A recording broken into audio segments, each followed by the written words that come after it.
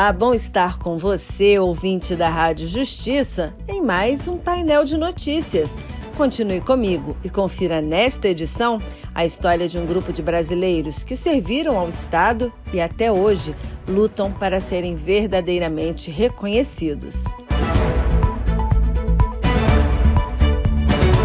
TRF da Primeira Região nega a acumulação de pensão a um descendente de soldado da borracha. TRF1 determina a simplificação de exigências para que candidatos comprovem deficiência em concursos públicos. Justiça Federal da Primeira Região garante aposentadoria por idade à agricultora de subsistência. É a partir de agora. Vem comigo.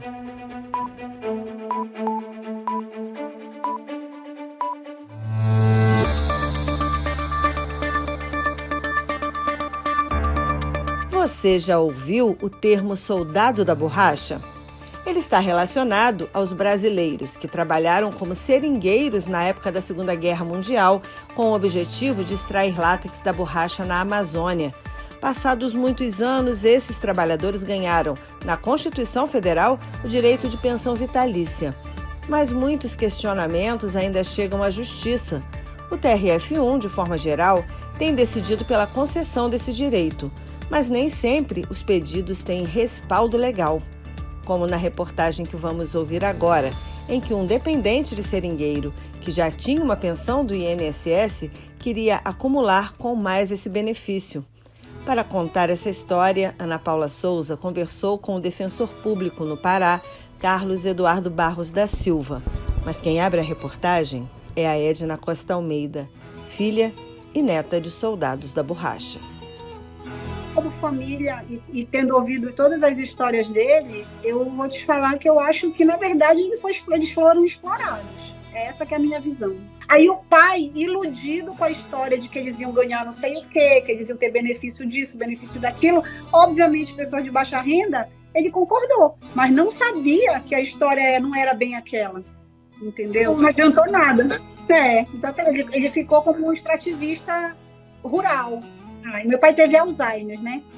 Então, até ele perder total a consciência, ele não deixava de falar nisso. Então, assim, me deixou com muita pena dele, sabe? Tipo, morreu com uma esperança que não existiu. Alimentaram tanto e não deu em nada. Era uma guerra de armas, mas era uma guerra de vida. A indignação de Edna ao contar a história de vida do pai, um seringueiro convocado pelo governo brasileiro durante a Segunda Guerra Mundial entre 1943 e 1945 para trabalhar extraindo borracha na Amazônia, como parte do esforço de guerra brasileiro, mostra a situação de desamparo por parte do Estado com os chamados soldados da borracha, recrutados junto com os militares.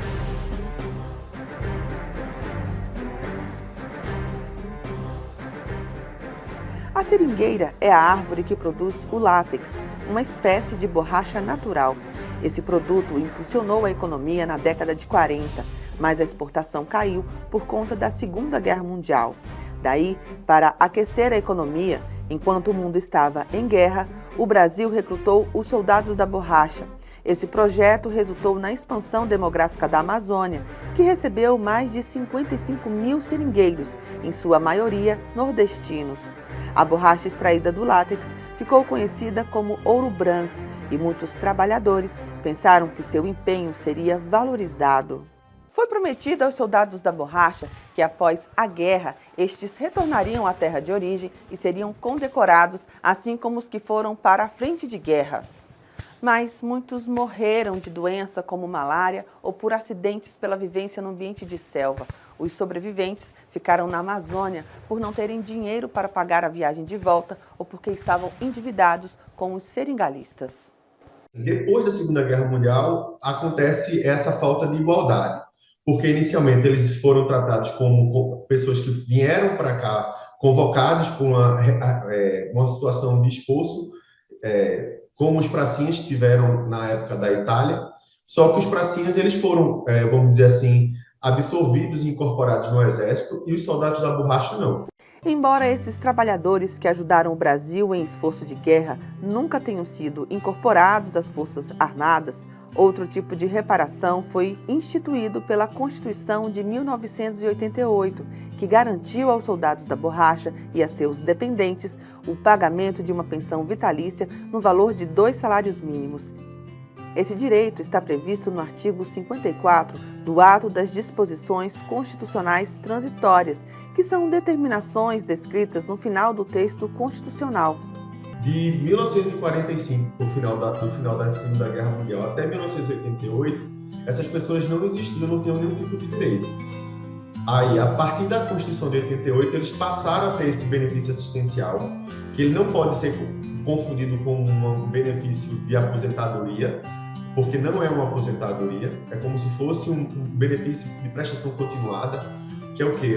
São pessoas que são, no caso, os soldados da borracha, eles têm que provar que eles foram convocados na Segunda Guerra Mundial e arregimentados para poder ter acesso a esse benefício, e não apenas porque eles foram convocados, porque eles também têm que mostrar a carência atual da sua vida.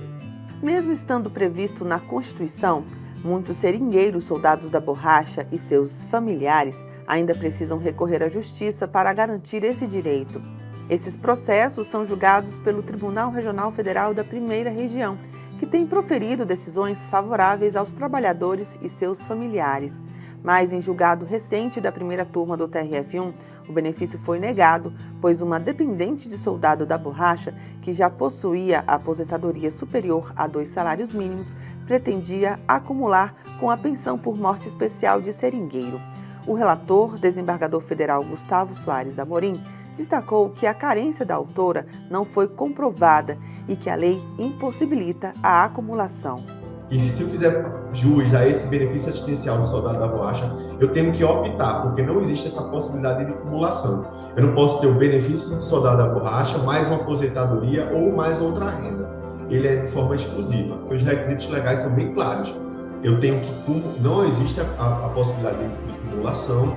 Segundo, eu tenho que provar que eu sou dependente, carente de um soldado da borracha ou de uma soldada da borracha que foi convocado, e que essa renda é exclusiva para a minha sobrevivência. Então, se a pessoa tem outra forma de prover o seu sustento, que não seja a renda do soldado da borracha, a acumulação fica indevida por conta da questão do próprio requisito, que eu tenho que mostrar meu estado de carência, meu estado de dependência financeira do meu pai ou da minha mãe que foi convocado na época da Segunda Guerra.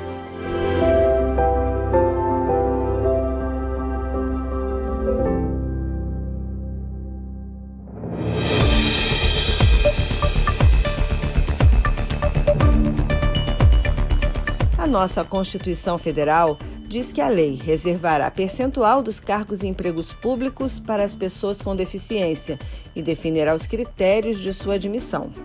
Foi a Lei 8.112 de 1990, o Estatuto dos Servidores Públicos, que trouxe as regras para os concursos da Administração Pública Federal, assegurando às pessoas com deficiência o direito de se inscrever para provimento de cargo cujas atribuições sejam compatíveis com a deficiência. Para essas pessoas, a norma reserva até 20% das vagas oferecidas no concurso, mas ainda cabe aos editais prever os demais detalhes e as exigências. Mas o que fazer quando essas exigências extrapolam a razoabilidade? Muita gente procura a justiça, é o que nos conta William Nascimento. A 5ª turma do Tribunal Regional Federal da Primeira Região determinou que o SEBRASP simplifique as exigências para que candidatos comprovem sua deficiência ao concorrerem a vagas em concursos públicos.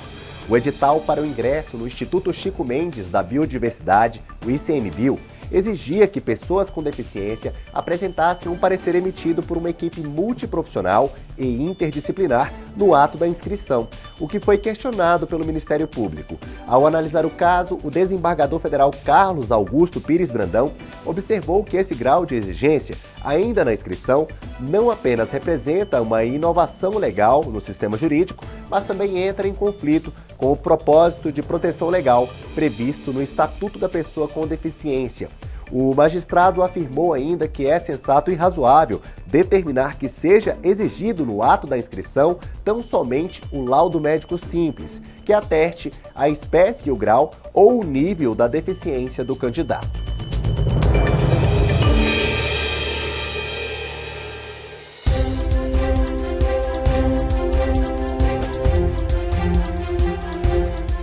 repórter William Nascimento acompanhou o caso de uma trabalhadora rural que teve que recorrer à justiça para garantir a aposentadoria por idade. Confira agora. E a 9ª turma do TRF da Primeira Região confirmou a sentença que concedeu aposentadoria por idade a uma trabalhadora rural. O INSS chegou a pedir a reforma da decisão sob o argumento de inexistência de provas do trabalho rural, mas, ao analisar o processo, o relator desembargador federal, Urbano Neto, considerou o entendimento do STJ de que a regra do exercício da atividade rural até o momento do pedido administrativo deve ser excepcionada se o segurado tiver trabalhado no campo por um número de meses igual ao necessário para cumprir a carência, até o momento em que atingiu a idade exigida para a aposentadoria. Segundo o magistrado, a exceção é feita para proteger o direito daqueles que preenchem os requisitos para a aposentadoria rural por idade, mas não a solicitam imediatamente. O magistrado afirmou que há no processo ampla prova material, comprovada por prova testemunhal, do exercício de atividade rural em regime de subsistência durante o período de carência.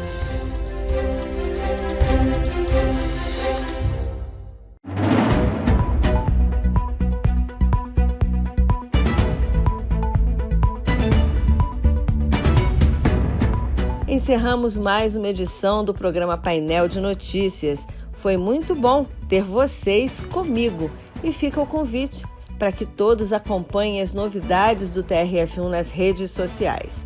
E semana que vem eu, Adriana Dutra, estou de volta, junto com Ana Paula Souza e William Nascimento nas reportagens, Lucas Lima na edição de áudio e coordenação geral de Ivani Moraes.